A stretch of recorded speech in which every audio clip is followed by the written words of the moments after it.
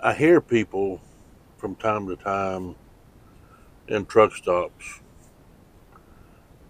talking to one another, and earlier I heard a guy talking about how he's working through these various brokers, and he can never seem to get very good rates from them. You know, I've said this a blue million times. Let's say you're going to go buy a car, or you're looking to buy a house.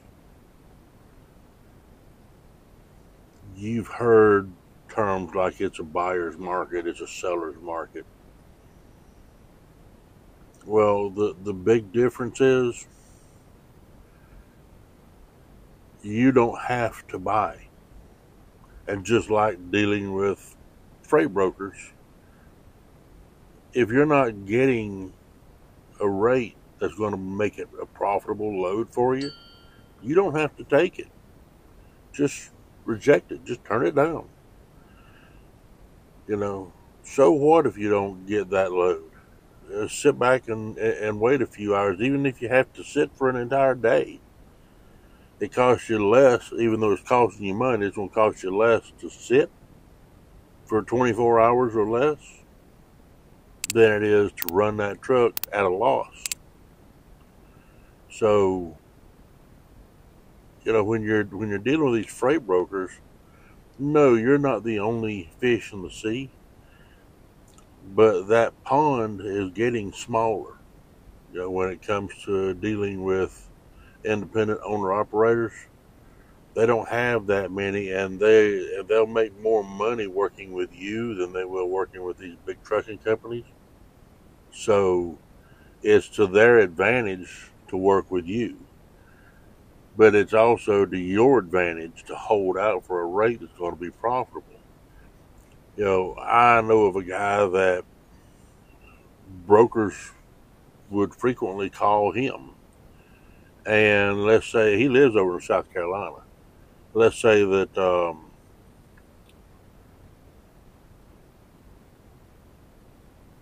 they wanted him to pick up a load going to Kentucky. He would deadhead home 300-400 miles before he'll sit and take a load that's going to cost him money. The way Justin looks at it is, if I'm going to lose money, it's going to cost me money, I'm going to go home.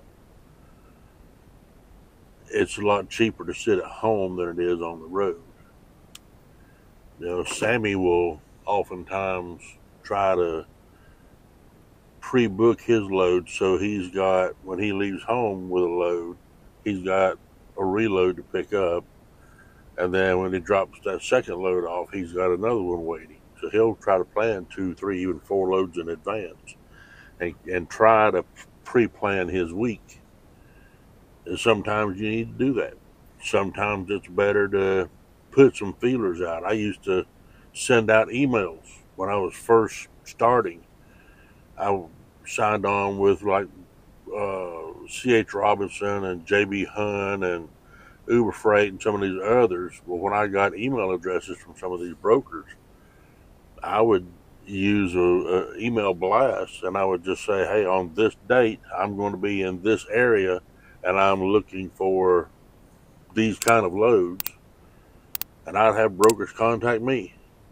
So, you know, you have to know what your bottom line is, what your break-even point is. Don't get suckered into taking these loads that are not profitable for you. Yeah, they have to move the freight, but you don't have to be the one to lose money moving it. Let somebody else lose money and move it.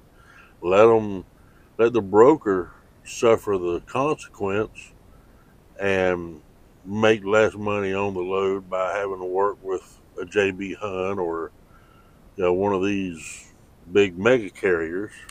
And whenever they aren't making as much, then they'll start wanting to give you a little bit better rate.